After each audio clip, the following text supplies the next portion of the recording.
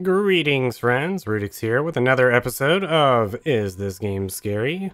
This week, I'll be talking about a game from the Dark Pictures Anthology, Man of Medan.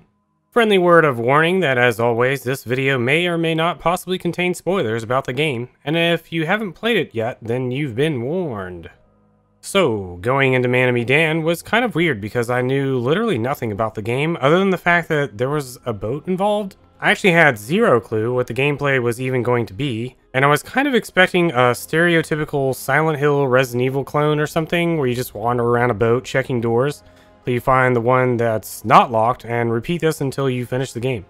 As it turns out though, Man of Medan is a choose-your-own-adventure book in video game form. And as a huge fan of choose-your-own-adventure games, my hype went from 0 to 100 as I slowly realized that this was a choose-your-own-adventure style game. This definitely dwindled pretty quickly as I spent forever on a regular-ass boat in the middle of the ocean doing absolutely nothing. The first hour or so of this game is just a group of people hanging out on a boat doing regular stuff, being regular people. Eventually some pirates or something show up and then you're like, oh boy, I hope they are zombie pirates, but then it turns out they are regular pirates just robbing your ship, and it's over in like 2 seconds. So then like 10 minutes later, it's nighttime, and once again you're like, oh boy, I hope spooks happen, but then you just end up getting kidnapped on your own boat with the same boring pirates from earlier. Now at this point it's been about an hour and a half of absolutely nothing spooky and mostly just regular day in the ocean going on, and while the story has been pretty engaging so far since it's been dialogue choice after dialogue choice constantly, and the characters at least somewhat interesting, my hype level at this point went down to about a 25, and I was seriously wondering where all the spook was. Eventually you end up on a spooky boat, but almost immediately I figured out what was going on, and that unfortunately made it difficult for any aspect of anything to be spooky for me. In fact, at that point I decided to just embrace my knowledge and roll with it in whatever way I could to keep anyone that was watching the game interested.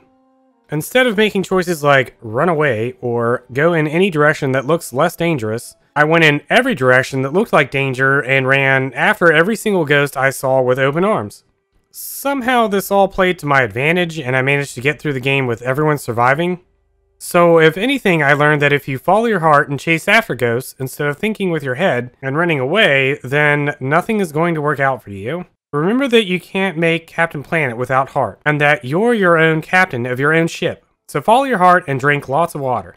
In terms of spookiness though, this game felt incredibly short once I realized what was going on. And while I'm not the brightest bulb in the drawer, I have played through enough horror games that I managed to very quickly realize exactly what was going on, which of course unfortunately ruined a lot of the cool spooks and crazy things that they presented you with along in the journey. So for me personally, this was actually like a 1 out of 10 on the spooky scale. I spent more time laughing at and chasing ghosts than I probably should have, and made smart decisions based on what was going on rather than stabbing myself in the gut because there was a giant ass rat coming out of it. In terms of being a decent game though, this game was probably like a 5 out of 10. I mean, for a choose-your-own-adventure game, it did an insanely good job of offering a lot of variety in terms of routes you could take and whatnot, but unfortunately fell incredibly short in the storytelling department. I kept saying it's like some really rich person wanted to tell a really shitty story they wrote last weekend, so they hired an insanely good team of people to tell the story, but like, it didn't change the fact that the story was still told really awfully. Gameplay-wise and just general atmosphere were amazing, but the process of telling what was going on was just so god-awful.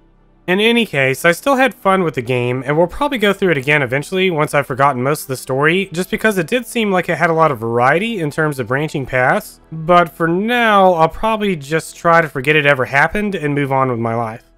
Anyway, if you enjoyed this video and would like to look forward to many more spooky game reviews in the future, be sure to like the video and subscribe to the channel.